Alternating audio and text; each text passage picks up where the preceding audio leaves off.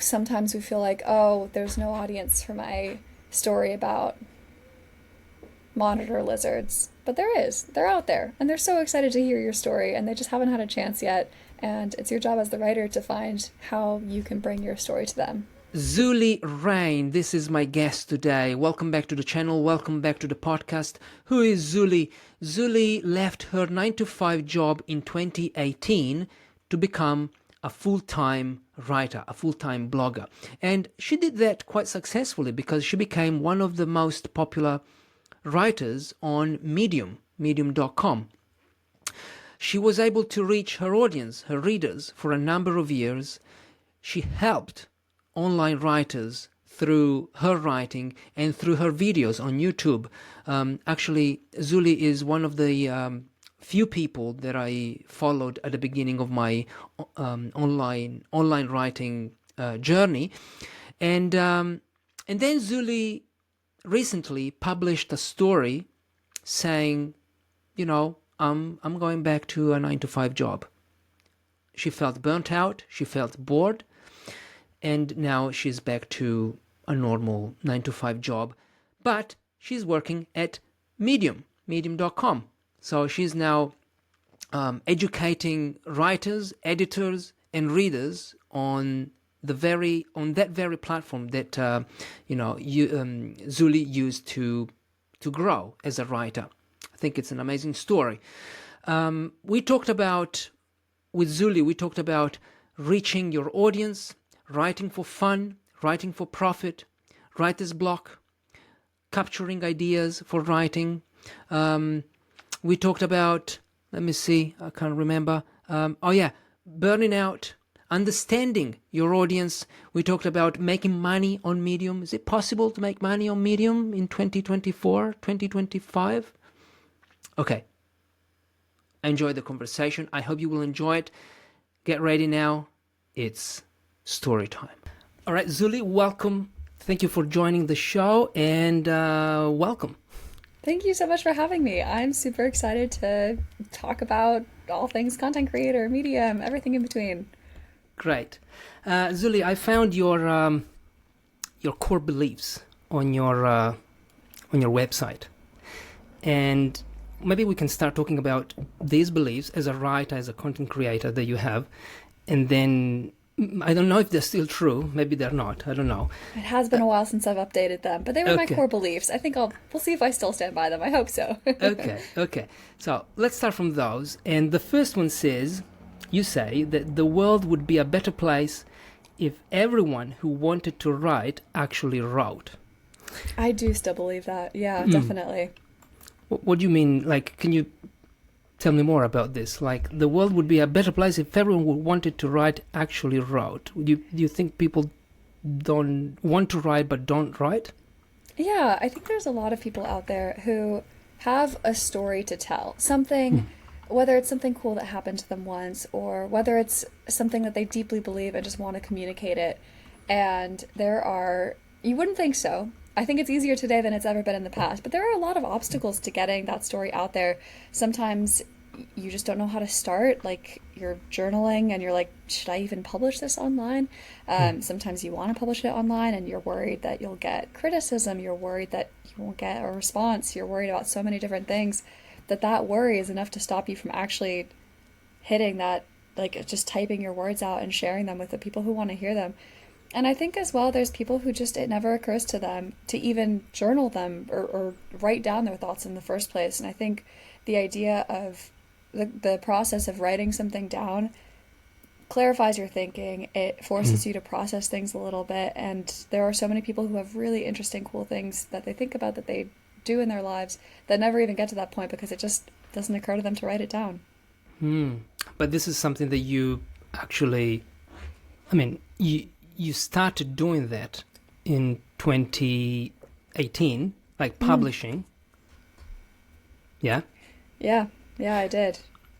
And yeah, do you want to... Sorry, go ahead. Yeah. No, I just wanted to know, like, what made you start? Because if that was one of your core beliefs, I guess that, your thought process was, I'm going to start publishing my stories and ideas and opinions to make the world a better place, I guess. I wouldn't say it's that grandiose. I'll tell you what actually happened. So in 2018, I had two cats, and I loved them so much. I still love them so much. They're my whole world. And I had an Instagram account for them at Astrid and Chumbo. I don't publish there anymore, but I had it, and I wanted to grow the Instagram account because I would love to get free cat stuff, right? Like that was the whole motivation. And all the advice online at the time was, okay, you've got an Instagram account, you should have a blog too. Start like publishing stories about your cats. So I started publishing, I think my very first story on Medium. I left it up for posterity because it's so funny to me that that's how the whole thing started. It was about like my adventures as a cat mom. And what I kind of learned over time is on Medium, you don't need a niche. So I started experimenting, writing about other things that I frankly enjoyed more than writing about my cats. I still love writing about my cats, but not exclusively, if you know what I mean. So Yeah. that was a really fun time actually, like writing about my cats and then learning I could write about other things. And I promise I'm not just saying this because I'm a Medium employee. I said this long before I joined, but it was really fantastic to see how I could use Medium as a way to reach new readers without having built a pre-existing audience before. It was, I think, like I wrote about D&D, I wrote about writing, I wrote about like psychology, all kinds of random stuff, and it was a lot of fun. So I would say fun is probably my first motivation before we get to like the, I want to make the world a better place through my writing. Okay, so you did it for yourself, like as a sort of, as a way to have fun, basically. Yeah, like And a then, lot of other content creators, yeah. Yeah, and then you built an audience, because these days we've got this. I mean, there are many people who have different opinions. Like you should only write for your audience. So think about what your audience wants, and you write that thing. Other people say no. You think about what you want, and start publishing what you want, and then the work selects its audience, basically. I don't know, where do you stand there? Because you started writing for fun, but then over time, well, I don't know, what would you have to say about this? It's a really good question, and I think, annoyingly, I'm going to say that it comes somewhere in between the two. But before I get into my actual answer, I will say the real motivation is what you want to get out of it. So I'm sure you and a lot of people listening to this have seen the advice of like, if you want to make money writing online, you have to pick a niche. And there's all these lists online about the most profitable writing niches, right? Like writing about money, for example, is really profitable because, as you can imagine, there's a big audience for that kind of content. But I think, so it depends what you're writing for. If you don't have a huge attachment to the idea of writing, like you don't consider yourself like a craftsperson for writing, and you're just wanting out there to make money, then you have to set yourself aside entirely, and you have to think only about what your readers want. But I think for most of us, we don't fall into that camp. And actually, whenever I've tried to do that, I've tried because I like making money. Who doesn't? But whenever I've tried to do that, I found that it kind of is a little soul-sucking to write only thinking about other people and never thinking about what is fun and enjoyable for me to write. So I think if you do like writing, if you enjoy the process and you think of yourself as a writer, as someone who puts a lot of thought and effort into what they put out and what they share, you need a little bit of both. You need, obviously, to think about your reader, because otherwise, why are you publishing online? You might as well be journaling, right? Like, there's nothing wrong with journaling or writing or never publishing your work. But if you're publishing online, normally it's because you're trying to reach someone. And if you're trying to reach someone, it's usually good to think about them as you're writing. But you do need to think about yourself too, because otherwise, why wouldn't you just start your niche writing about whatever random thing is the most profitable niche at the moment? I think most of us write because we love writing, and if we lose the thing that makes it fun, the whole endeavor becomes a little pointless. At least that's been my experience. Yeah, and this actually reflects your second belief, which is writers should be able to make a living by writing about what they love. They should be able, you say. They should be. Well, it's again, I'm sure you and a lot of people listening to this will know that that's not the reality we live in today. Ideally, I could write my cat blogs and be a multimillionaire. That has not happened yet, but I live in hope. But I think, yeah, there are so many ways right now, and I've written so much about this, like different ways that you can make a living writing about what you love. There's a lot of space between should and can, though, right? Like we should be able to, but in reality, the best way that I've found to do it is to balance this kind of writing for yourself versus writing for your audience. Most writers I know who actually make a full-time go of it, they're not writing just for fun. They're writing with some kind of strategy in place. They might have a Medium blog. They also have a Substack, so they're using two different tools to kind of make money through their audience.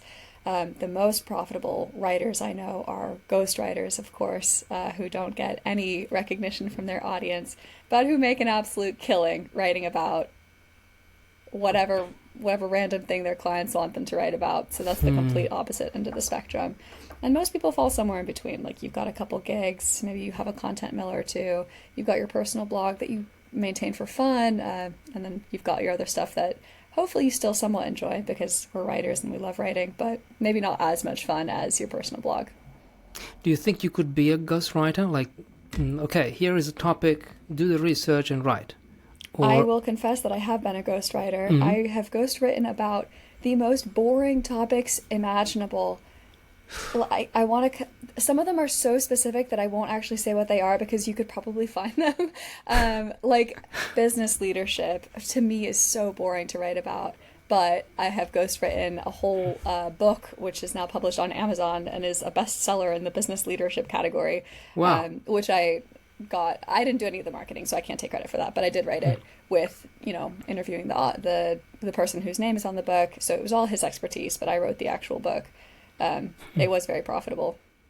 I hated it though, so I don't do a lot of it anymore because it's just not worth my time or money.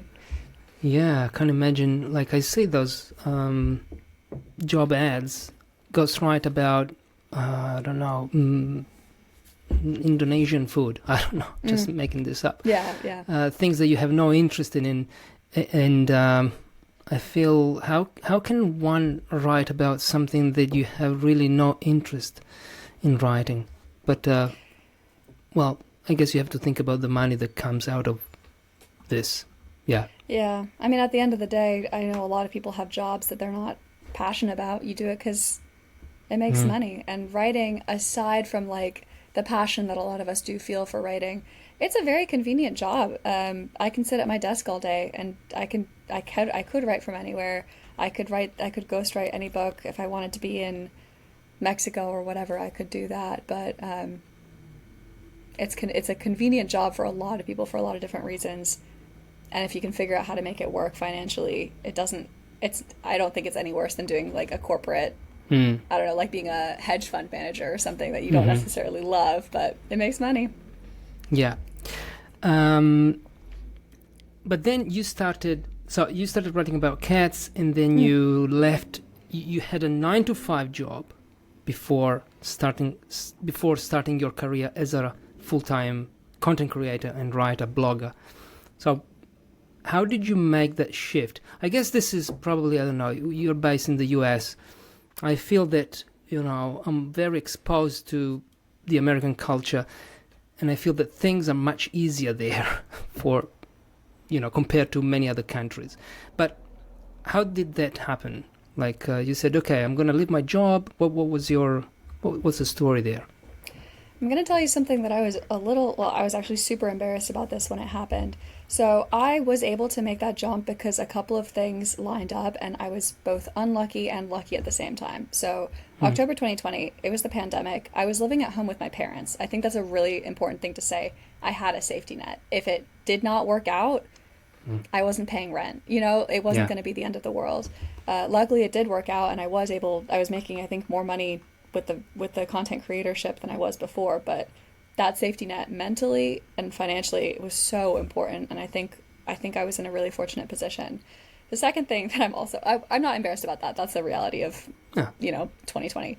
The thing I was embarrassed about was the reason that I made the decision. I'd been thinking about it. I'd been hemming and hawing.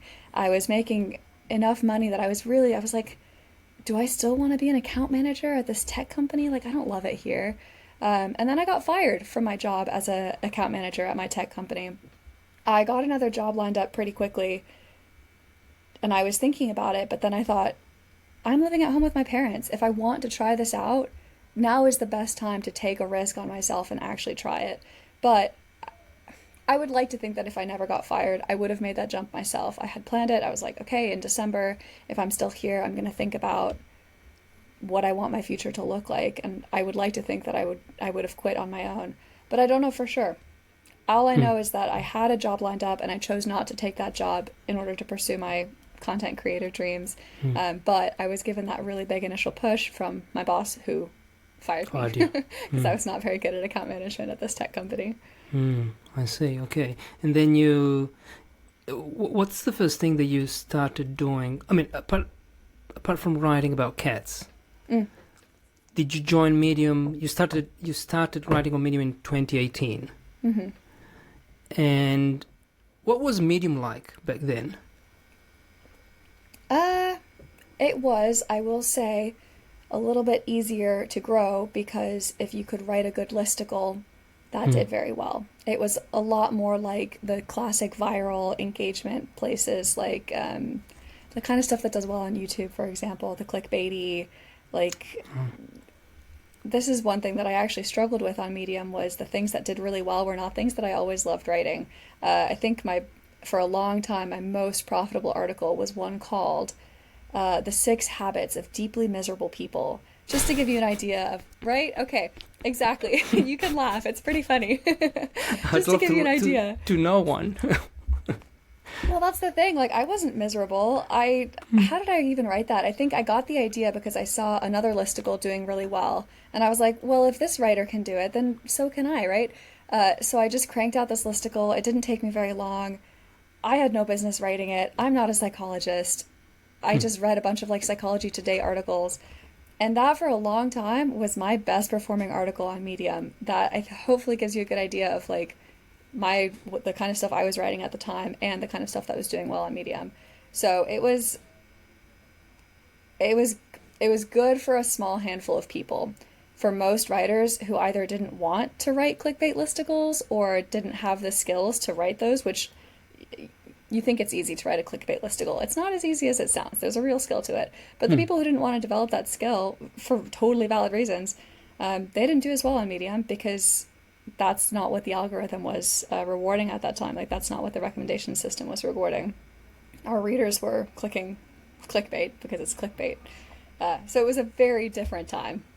I eventually made my way to writing that kind of stuff because I saw that that's what was doing well. And I was like, well, if I can make hundreds of dollars writing a clickbait listicle, why wouldn't I? Yeah. And you chose writing as a medium. Not medium, but writing as a medium. So you didn't start making, I don't know, YouTube videos primarily. Why writing? I think there are probably some people for whom YouTube is easier or more fun or more rewarding. For me, as a person, I love writing. I've always wanted to be a writer. You can see my very well-stocked bookshelves behind me. I love writing. I tried and failed to start blogs since I was like 13. Medium was the first one that stuck, in part because it was so easy to set up. Like, I didn't have to faff around with domain hosting or whatever. Yeah. I did get that figured out eventually, but when I just wanted to start writing, that's why I picked Medium and writing. Excuse me, because it was so easy to share my thoughts, and I had a lot of thoughts that I wanted to share. I did start my YouTube channel, I think, a year after I started writing because I discovered, to my surprise, that I really loved making videos, but what I found difficult was maintaining this pace that I think, I don't know if this is true, I've never worked at YouTube, but the advice that was given to creators there was that you had to publish at least one video a week, if not more often, if you wanted to maintain. And also, I experienced this, you have to stay in your lane. Once the YouTube algorithm has like decided that you are a content creator who makes videos about how to make money writing, if you try to make another video outside of that topic, it tends not to do as well. Again, I don't know enough. I don't know about the coding. I don't know any engineers at YouTube, so I can't confirm or deny that. But that was my experience. So I found that a little limiting compared to writing, where I could write about whatever I wanted, whether it was being a content creator, whether it was occasionally my cats. Sometimes I wrote about what I traveled, stuff like that. That was more fun for me. But hopefully does that answer your question? Sorry, I went off on a tangent there. Yeah, absolutely. So it's because you've always wanted to be a writer, and I'm thinking, where did you get your ideas? How would you think? Okay, this is something that I can publish. Because some people say, I don't have that many ideas. I couldn't write one article a week, or let alone every day, things like this. So where did you get your ideas? Yeah. I'll start by saying I don't think many people have. Okay, so there's two ideas? things that I want to say.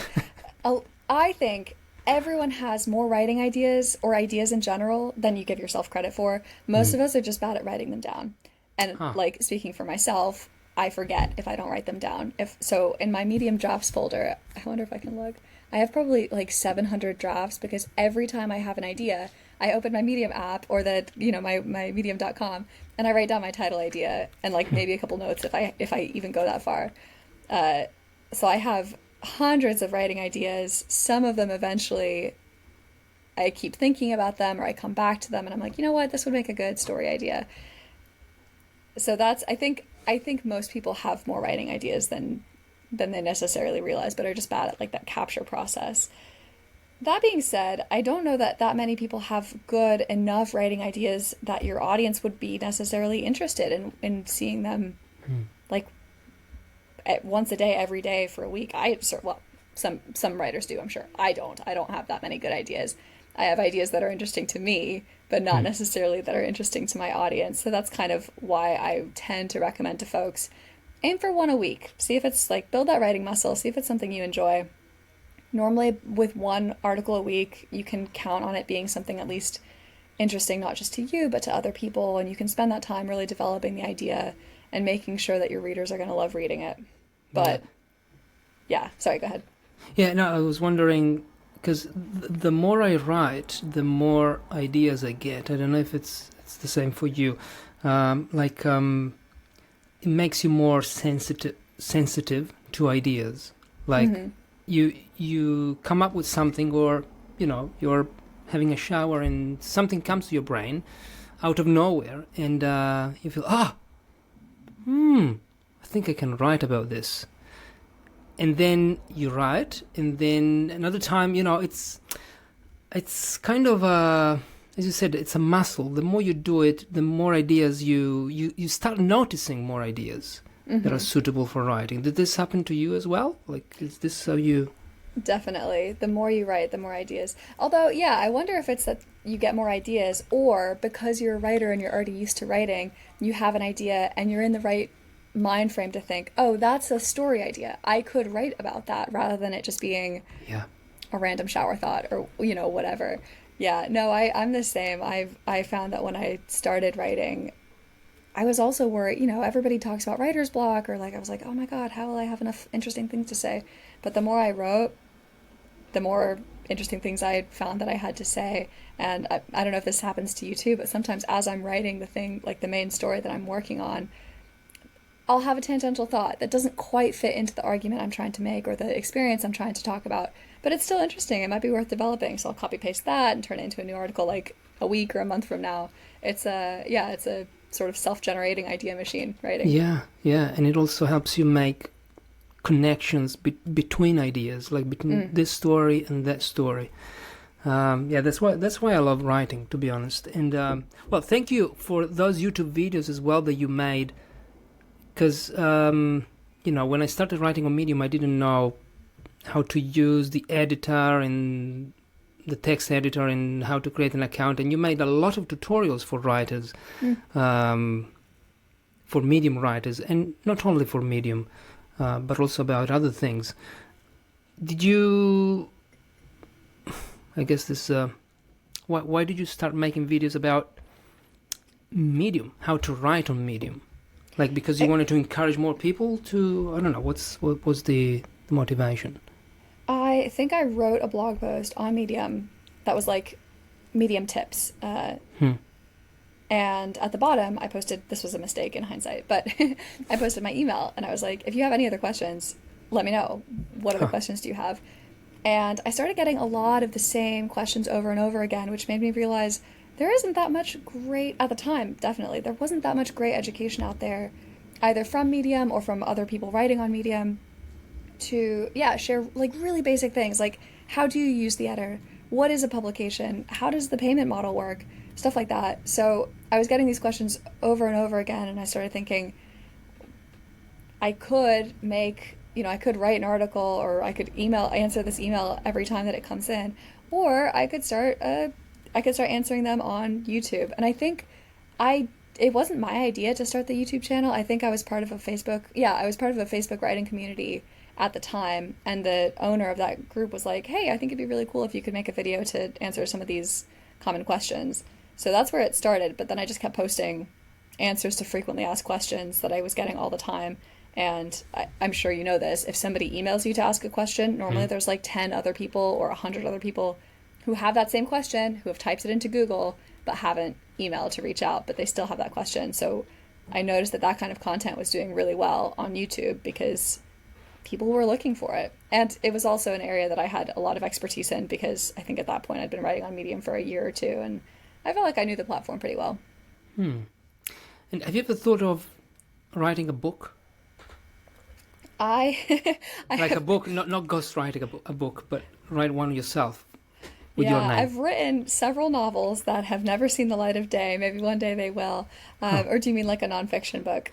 Nonfiction, fiction, like anything, like publish a book. I think about it all the time. I would love to. I have a book, a novel in the works right now that I'm sort of sitting on tenterhooks about whether to send to one of my friends to be a beta editor. I did find that once I started, like I said, I've always wanted to be a novelist. I didn't realize you could make money writing any other kind of way. So when I discovered that on Medium, that was kind of like an amazing moment for me. But I never really tried. It was always really hard to write. And when I became a nonfiction writer, I noticed that it was a lot easier. I don't know if easier is the right word. I found myself writing fiction a lot more often too, because maybe I had the writing muscle developed, or I knew how to make time and space for myself to write for fun as well as, for profit. But yeah, I have. So to answer your question, I don't know that I'd ever publish something. In terms of nonfiction, the only thing I feel qualified to write a book about is like the creator economy or maybe Medium. And I think other people have already done that very well. And I don't know what new I would have to add or contribute to that area. And in terms of fiction, yes, I would love to. I'm just afraid. Afraid of what? Oh, everything that holds fiction writers back from self-publishing or trying to pitch a traditional publishing agent. Rejection, not getting any good responses, that kind of thing. Or just that I find out I'm not as good as I hoped I was. Yeah, because writing on Medium, like, I guess there are many differences between writing a 6-minute blog post and a full story with characters. Like I wouldn't even know how to start a story, a fictional story. I know how to start my own stories or tell other people's stories, but a fiction story, I don't know. I think it requires a lot of creativity, originality. It's a real skill. It's a real skill. And do you read fiction? Like, almost exclusively. I actually don't really like reading nonfiction. I've tried a couple of times. I mean, I read nonfiction books every so often, but I almost always feel, this is unfair, I'm tarring all nonfiction writers with the same brush here. I almost always feel that a nonfiction book could have been a blog post. Right. Okay, tell me more about this, because, the most watched video on my YouTube channel, which is nothing like yours,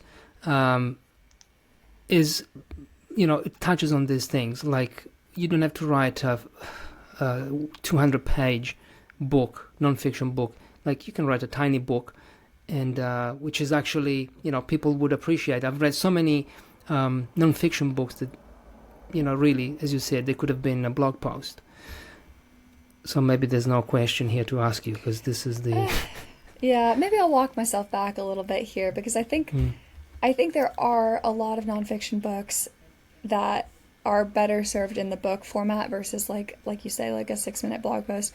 And I also think there are a lot of readers who get value from nonfiction blog posts, right? Like nonfiction books. There are readers who really enjoy having that same idea not just summarized in a quick little blog post that anybody could write or, that anybody could read in 6 minutes, but having that idea explained and then elaborated and then presented from different angles and having some commentary. I think there are probably a lot of bad nonfiction books out there, and I think I've maybe read too many of them, but I'm sure that there are very good nonfiction books out there too. And readers who, it's a huge industry. Readers obviously appreciate and love these nonfiction books. Yeah, because nonfiction, we tend to associate it with self-help, but a history book is a nonfiction book. That's a great point. I was thinking almost exclusively of self-help, but you're right. There are, obviously in a history book, you cannot condense most of those stories down to, 3 or 4 minute reads. Exactly. So then, you had a very successful career as a content creator, writer, blogger. I just have one more question about this. Why do you think you've been so successful? That's a difficult question. Okay, I think I'm a good writer, and it sounds so silly to say that, but no, I think so. If you want to make money writing, you have to be a good writer. Of course. And I'm better than I was when I started, but I think maybe because I'd read so much, I'd practiced writing, I was a fairly good writer to start with, and I think that really helps. In terms of other things, I think I also really benefited from not putting all my eggs in one basket. I was lucky to be on Medium in, 2019. There was a big downturn. Writers started earning a lot less money. And a lot of writers, of course, left because when you're making thousands of dollars one day and less the next, you leave. I didn't leave because I love Medium. I loved Medium then. I love it now. But I did start thinking, if I want to be here full time, or long term anyway, it doesn't make sense to rely on one platform for the only way to reach my readers. So I started a newsletter. I started a website. I started looking for other freelance clients. I started finding ways for freelance clients to find me. I started my YouTube channel. I tried a bunch of different things to find things that worked for me, that I still enjoyed enough to keep doing them, but that didn't make me fully reliant on one single platform or system, which I think is good advice for everybody. You should never be fully reliant on one because it's out of your hands. It's out of your control. Like, say you have a Substack. If Substack happens to go down tomorrow through no fault of your own, what are you going to do? You're out of luck. So multiple platforms is what I recommend. And I think that let me sort of weather the downturns. Sometimes freelance clients dried up, Medium did well. Sometimes Medium tanked, YouTube did well. So that kind of helped me always stay busy, always have something to be working on, and remain fairly financially stable, which was ideal. And I think the third thing is that I was also willing to work with the systems that I was working with. So I started a newsletter on ConvertKit, which I also love. And I had to learn how to write email newsletter headlines that would make people open the email. A lot of writers hate this kind of like markety type thinking, right? Because you want to think that your readers are going to see your name and click and open no matter what. And that's just not the case. You have to learn the different ways to work with your audience on whatever platform you're trying to reach them on, whether it's email, whether it's Medium, whether it's YouTube. On YouTube, I learned to make those stupid thumbnail faces. You know what I'm talking about? It was something that I had to do. I didn't love it, but I learned that that's what worked well with the system. And same for Medium. As I'm sure a lot of people who write on Medium are aware, there have been a lot of pivots. So that meant that in 2020, I learned how to write clickbait articles. In 2022, I unlearned how to write clickbait articles, and I started learning how to write for the Boost, for example. So I wasn't too precious about my words. I was willing to work with the systems I had to figure out ways to reach my readers. And I think a lot of writers kind of come into things thinking, oh, I deserve readers, and they don't realize how much work it takes to reach your readers, no matter what platform you're using. Good point. But then you left. Recently, you wrote that article on Medium saying that you left your successful career as a creator to work for Medium. I think this happens only in the US. Like It you're was writing on a platform and suddenly, well, no, it's not suddenly. You sent an email. Well, you tell the story. Why did you do that? it actually goes a little further back. So in maybe around this time last year, maybe October of last year, I was already kind of feeling a little burnt out of juggling all these different platforms, managing all these different systems, sending invoices. I hate sending invoices. I just hated it. And I started thinking about the things that I loved about my life. I loved the free time. I loved the work that I did. I loved the actual writing. I loved making videos. And I started thinking about what I didn't like. And I didn't like for YouTube, I felt such pressure to publish something every week. I do not have it in me to have a good idea, edit it, upload it, do all the tags. Personally, there are lots of creators who do, but I didn't have that in me to do that kind of work for YouTube. And it was exhausting to have to try. I was tired of trying to find freelance clients, or like dealing with when clients would want to pay me less, or getting assignments that I just didn't love, like the business leadership book. That one wasn't so bad. There have been ones that are a lot worse, actually, in hindsight. The business leadership one was vaguely interesting. What was the worst? I now want to know. Oh Lord, if you can tell. There was one on sales and marketing tech, which was just, it was very frustrating because I wanted to tell a story, and the person I was ghostwriting for wanted to write an ad, and I was like, if I write an ad for your technology, nobody's going to care because they'll see that you're selling to them and they won't be interested. Tell an interesting story about it. Like, allow me to be creative. And he did not allow me to be creative. So I ended up writing a very long, very boring ad for his sales and marketing technology. That was the worst by far. Anyway, I was tired of all that. And I started looking for a full-time job like October of last year, pretty seriously.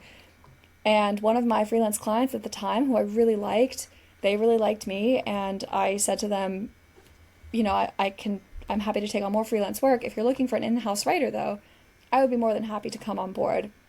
They made me an offer. It was less money than I was making at the time, but I was like, I just want to wake up, know what I will have to do it, and be done with my day at 5 p.m., right? So I took that job. I was really happy there. I liked the work I was doing. It was interesting. I really liked the people I worked with.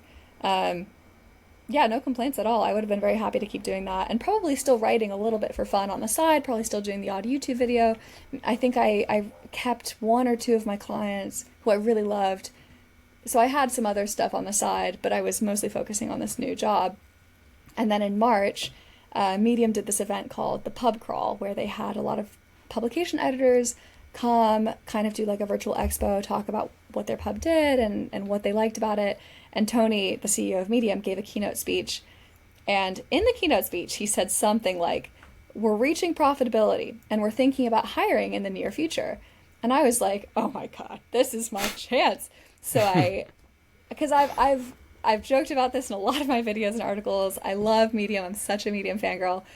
And I had noticed that there's this lack of education from Medium on how to use the platform for writers, for readers, for editors. There are some gaps that I was already filling, and I was like, hire me. I would love to do that for you guys. And that was basically my pitch to Tony. I think I included a screenshot of the email in the article, thinking they're starting to reach profitability. It's going to be maybe a year before I hear back. Like, I just want to start getting stuff lined up. And I was so surprised when he emailed me back right away and was like, yeah, let's talk. Let's, and then I started the interview process, a couple weeks after that. And then I think within a month of sending the email, I had a job offer, which was it's still unbelievable to me. It is my dream job. And I didn't really believe in dream jobs because, I've had what I thought were dream jobs before and they didn't work out. But this one is really fantastic for me. And I feel very fortunate that it all worked out. Yeah, congratulations. And I love Medium too, especially because it's a platform where you can write, you can read, there are no ads. It's so simple to use. You open it, you just have to write or read. Like, there's no distractions. And I feel like I read the last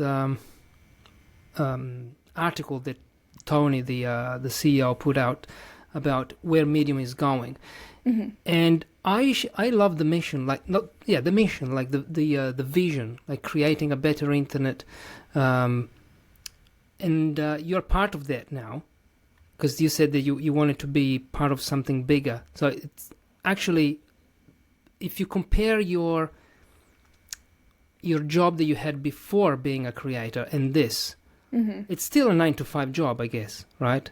Yeah. But what difference can you see?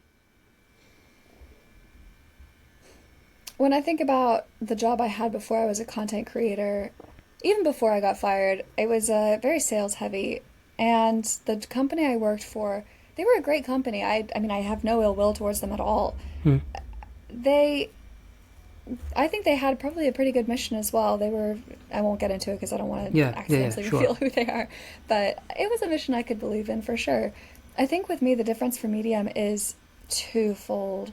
One, it's so broad in scope. The internet's huge, right? There's so much content out there.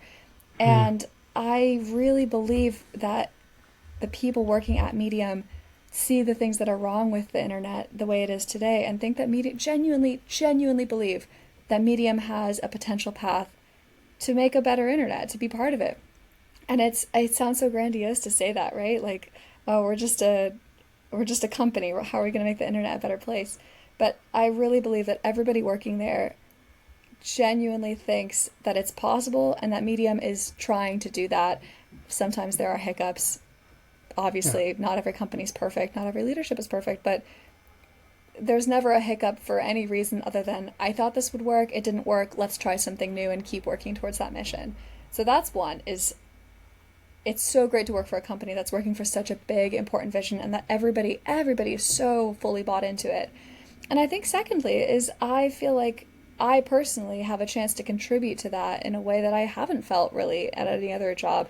I have an important position in helping writers and editors understand what their part is in helping us trying to make the internet a better place.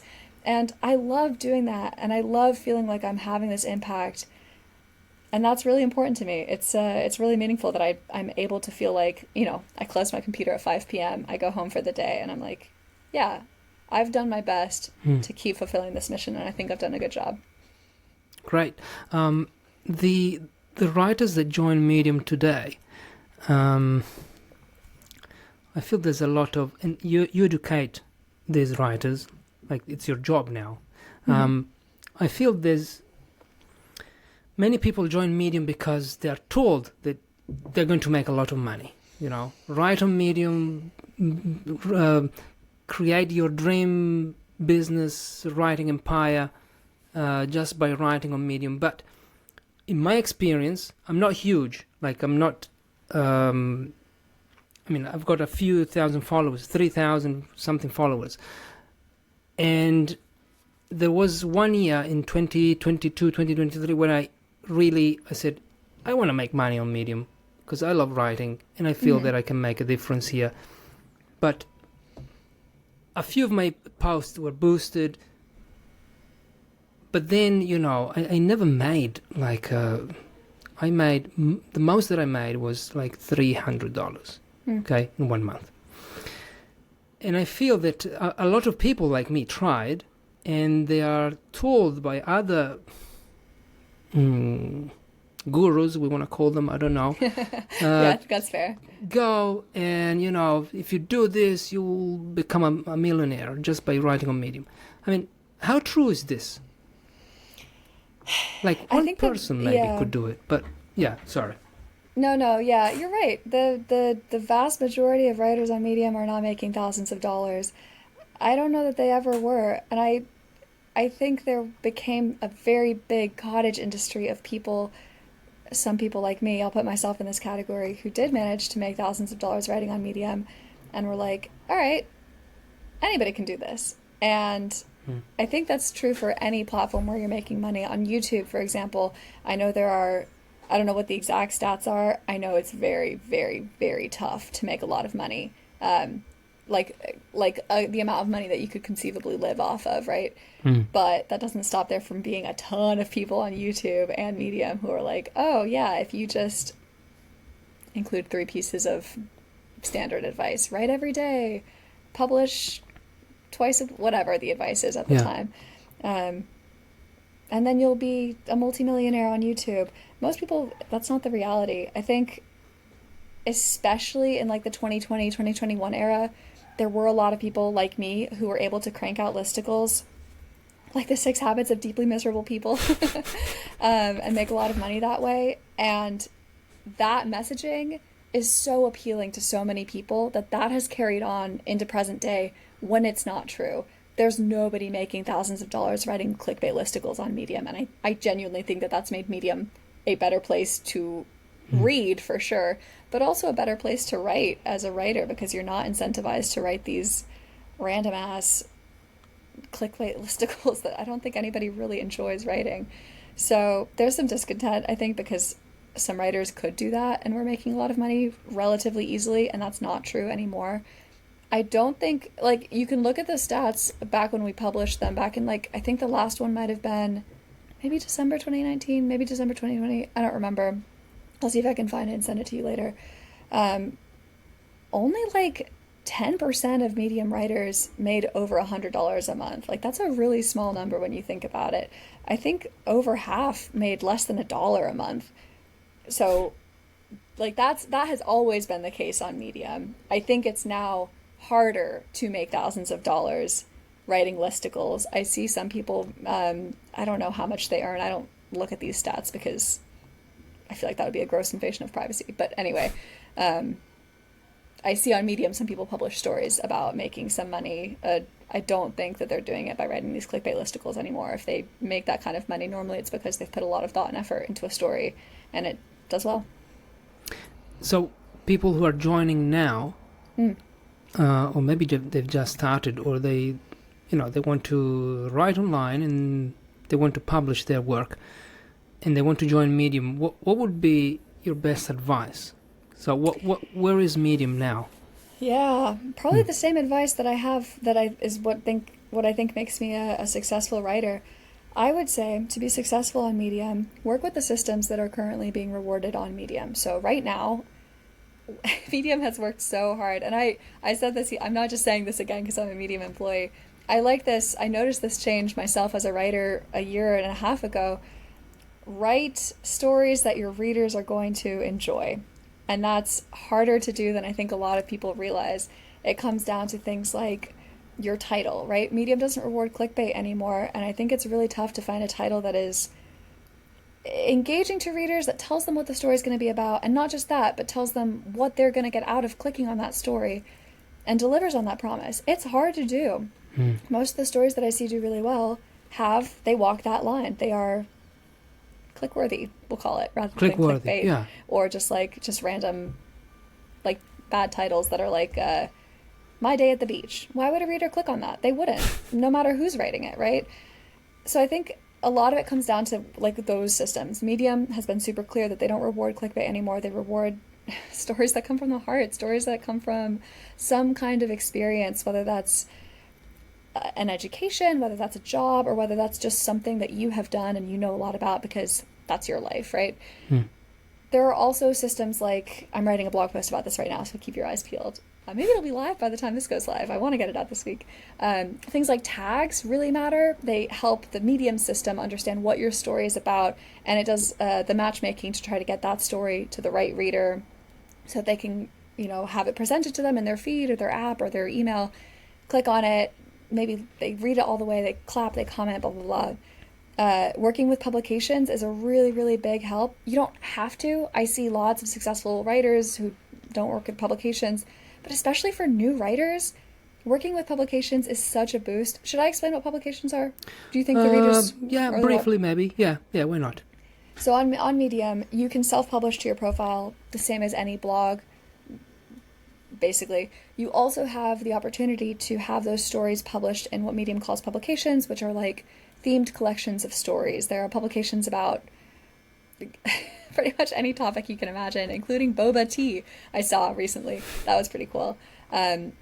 Publications are run by Medium community members, not employees. So regular writers just are like, hey, I want to create a publication about this topic that's really interesting to me. So they run their publications.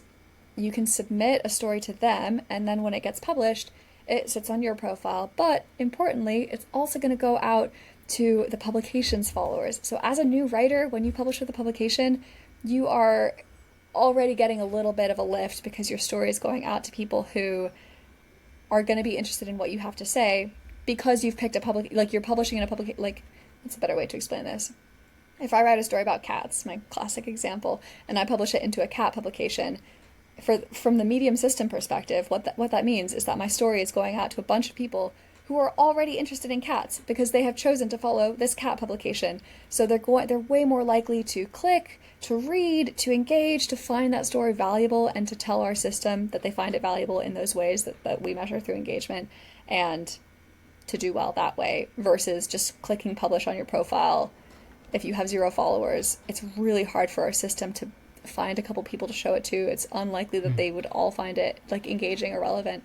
And working with publication editors is such a good way to improve your work, your craft. A lot of them are genuinely like professional editors who are doing this out of the goodness of their heart. They don't get paid for it. You're not paying them any money. They're just doing it because they love building a community, and they've done a fantastic job. So they are going to help you tailor your piece specifically for that audience, which again is just going to make it more likely that your audience finds it valuable. And third, I don't know if I've mentioned this in this interview specifically yet, the boost. I don't think so. So about 2 years ago, Medium implemented this new mechanism called the boost. It's difficult to explain the boost in a way that doesn't sound like a judgment on quality. Basically, we boost stories that we think make Medium worth paying for. It was ultimately a business decision. So back in 2020, 6 Habits of Deeply Miserable People, a lot of people clicked on that. But the problem with that kind of story, you can get it anywhere. You can get it on YouTube. You can get it on HuffPost. You can get it for free anywhere online. It didn't incentivize people to pay for a paywalled platform. So Medium implemented this thing called the boost, where they looked for stories. They handpicked them. This wasn't done by algorithm or recommendation system or anything. This was done by people at Medium. First, like Medium contractors, but then also by certain publication editors, and I can send a list of the people who are in this program who look for stories that they think are special in some way, that they really capture something that we haven't seen before, something that's maybe like the kind of thing you'd see on the cover story of a magazine, or something that isn't available everywhere else online, and they get boosted. Those stories, I think the promise is that we try to show it to enough people that at least 500 people will click on it and read it within the first 2 weeks of it getting boosted. I think 95% of stories hit that milestone, so we show it to enough people that they click on it and they like it. And normally for stories that are really going to take off, that initial boost, that little lift, is enough to really help them find their audience, start this positive engagement cycle, and like just super take off. If not, the story's still gonna be seen by more people than it would have been otherwise, which I think as a writer is just it's always fantastic to have. Writing stories for the boost, it's hard to say. I'm not gonna give advice in this interview because there's a lot I could say and I don't want to take up too much time, but I'll send some, I don't know if it would be helpful, I'm happy to send the links on what we've written about that in the past. And I would say if you work with editors, they are often the people who have a really good idea of the things that Medium's internal curation team is going to find worth boosting. Yeah. You mentioned publications, and the writing cooperative is the biggest one on writing, if I'm not wrong. I believe you're right. Yeah, and it's my favorite because, and I highly recommend it because it's full of, writers, book authors. There are people there writing about writing, which is, I learn so much by just reading those. Because I'm saying this because my audience is primarily composed of writers. So the writing cooperative is like normal writers, ordinary writers giving advice or telling stories about how they wrote, how they published, how they made a story. Like, it's unbelievable. Well, not unbelievable. It's great. Okay, and what else, Zulie? What else would you like to talk about here? About Medium, maybe? Maybe one final, I don't know, advice or something that you feel people should know? Gosh, I'm going to contradict myself a little bit here. I know I've talked a lot about writing for the systems, the platforms that you're on, if you want to be successful. But I think sometimes, speaking for myself at least, on Medium, on YouTube, on all their platforms, but specifically for Medium, I found myself getting caught in that trap of, like, before I was a Medium employee, for example, I would write stuff with the aim of getting it boosted or the aim of getting it accepted at a publication or, you know, hoping that it would go viral. And it hurts when that doesn't happen because you've put a lot of stock in these external mechanisms, and it feels like they're basically telling you, yeah, your writing isn't good. It's not worth it. It's, you know, don't bother. So I think what I've learned and what I would say to writers who want to be not just successful, but also happy writing on Medium is to write with those things in mind, but also to write in a way that if for whatever reason your story doesn't get selected for a boost, it doesn't go viral, it doesn't reach very many of your readers for any reason, whether you didn't pick the right title or the introduction was for whatever reason not lacking, or maybe all your readers were on vacation this week, that you're still proud of the work that you did, that you're still happy that your story got out there, that got published. Because going back to my first core belief, I really do think that the world would be a better place if everybody who had a story shared that story. And I think if you focus too much on the mechanisms of visual success, like boosting publication acceptance, getting lots of views, it's easy to forget about the thing that brought you to writing in the first place, which was hopefully telling a story that you wanted to share. And I try to live by that now, where if I publish something and it doesn't perform as well as I hoped, I'm still happy and proud to have written it, no matter what. Yeah, great approach. Because you get attached to you end up getting attached to the outcome. And as I read in one of my favorite books, The Practice by Seth Godin, he says, well, if you get attached to the outcome, then you lose sight of the practice. And so you start, you don't trust the practice anymore. So you say, okay, why should I write? You should write not for the boost. You should write because you have something to say, in my opinion, something that you want to share. And I've realized that we haven't talked about your third belief, but we haven't mentioned it. We talked about it, but we haven't stated it yet, which is there is an unlimited audience for your writing, no matter what you write about. You just have to find it. I think it's a beautiful way to... Yeah, I do believe that. It might be a little controversial, but I do. I guess obviously there's only, 8 billion people in the world. Not all of them have internet, and a lot of them read in the language that you're writing. But functionally, there's no cap, right? You can write about cats. You're going to be able to reach all the readers that you need to make you feel like writing about that story was worth it. If you write about something really niche, even how to make chocolate from specific cocoa beans or whatever, you're going to find an audience. It's just about trying to find where that audience is. Are they hanging out on subreddits? Probably a lot of people are hanging out there. Are they on YouTube? Are they on Medium? Are they Googling stuff? And that's how you can reach them through SEO. I think sometimes we feel like, oh, there's no audience for my story about monitor lizards. But there is. They're out there. And they're so excited to hear your story, and they just haven't had a chance yet. And it's your job as the writer to find how you can bring your story to them. Fantastic. I agree. I totally agree. No niche is too small.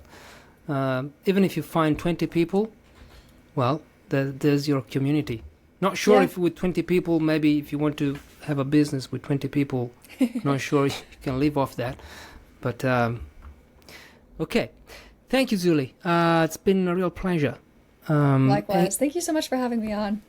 Congratulations for your new job, and I hope to see great stuff from Medium and from you as well. Well, I will, for I sure. hope to live up to that. Yeah, definitely. Well, I hope you are able to log off and have a wonderful rest of your evening. I know it's 6 p.m. in Italy. But yeah, thank you so much for having me. I love talking about this kind of stuff, and I've had a great time. Thanks for listening. Thank you for watching. If you're a writer and you want to improve your writing, or you want to keep improving your writing, consider joining my private email list, Better Writers. I send one short email every week. I share tips, insights, things that I learn, book recommendations to help you do one thing only: become a better writer. The link is in the show notes or in the description of this video. Thank you for listening once again. I'll see you in the next episode. Bye-bye.